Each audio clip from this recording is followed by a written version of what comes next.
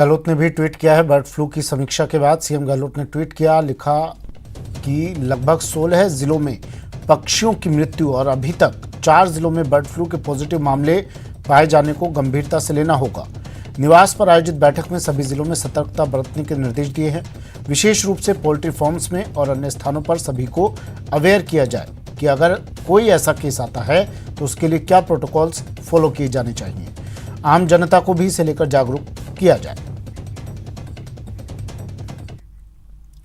मरुधरा में पक्षियों की मौत से मुर्गी पालन व्यवसायी खासे परेशान हैं। हालांकि अभी तक ऐसे किसी भी वायरस की पुष्टि नहीं हुई है जिससे मुर्गियों पर खतरा पैदा हुआ हो, लेकिन एहतियात के तौर पर विभाग और पोल्ट्री संचालक सतर्क हो गए हैं। बर्ड फ्लू से मुर्गी पालन पर खतरा, कारोबारियों को सता रहा है डर। वायरस की चपेट में न आ जाएं मुर्गियां।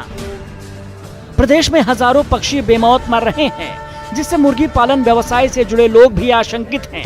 कोरोना के भीषण दौर में पहले ही अधमरा सा हो चुका मुर्गी पालन व्यवसाय अब बर्ड फ्लू की आशंका के चलते खासा भयभीत हो गया है। हमारे जो मुर्गी फार्म है उसमें बिल्कुल सेफ्टी है, वैक्सीनेशन टाइम पे होता है, पूरा रखरखाव है और हमारे जो ऊपर के डॉक्टर है बड़े, उनसे डेली बातचीत होती रहती है।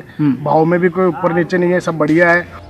अजमेर मुर्गी पालन का एक बड़ा हब है और पिछले एक सप्ताह के दौरान प्रति 100 अंडे का भाव 500 के आसपास चल रहा है, जो इस सीजन के हिसाब से अच्छा माना जाता है। हालांकि मुनाफे के बीच पक्षियों के मरने की खबर विभाग और पोल्ट्री संचालकों को परेशान कर रही है। इसमें यही वैक्सीनेशन टाइम पे होनी चाहिए और सावधानी पूरी, मतलब कोई गाड़ी आ रही है सैनिटाइज होकर बाहर निकलेगी, आएगी जाएगी। कोई भी सामान आ रहा है, मक्का वक्का जो भी इनका आता है, उसके लिए अंदर घुसने से पहले फार्म में सैनिटाइज होते हैं टायर, और व्यक्ति जो लेके आते हैं उसको और बाहर निकलते हैं तो भी सैनिटाइज करके ही बाहर वापस। अजमेर में अभी तक मुर्गियों से फैलने वाले वायरस या फिर मुर्गियों में किसी तरीके के रोग की शिकायतें सामने नहीं आई हैं। उधर पिछले साल भी इसी तरीके से कौवों की मौत हुई थी और भोपाल से आई उनकी जांच रिपोर्ट में किसी तरीके के बर्ड फ्लू की पुष्टि नहीं हुई थी।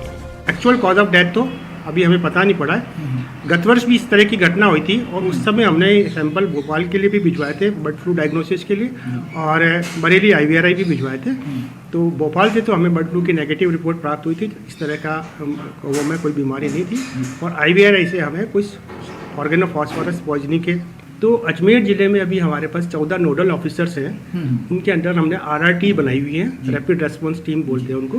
और रैपिड रेस्पॉन्स टीम का हमने इंस्ट्रक्शन दे रखे हैं कि अगर आपके एरिया में किसी एरिया में भी किसी भी प्रकार के किसी एनिमल्स में मोर्टेलिटी होती है, अनयूजुअल मोर्टेलिटी, नॉर्मल नहीं, अनयूजुअल मोर्टेलिटी होती है, लार्ज नंबर ऑफ बर्ड्स अगर कहीं मरते हैं तो तुरंत सूचना दें।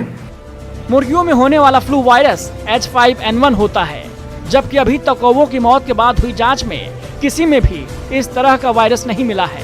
झालावाड़ से आई रिपोर्ट में H5 वायरस जरूर मिला है, लेकिन उसका सीधा असर मुर्गियों में होने वाले वायरस से नहीं है।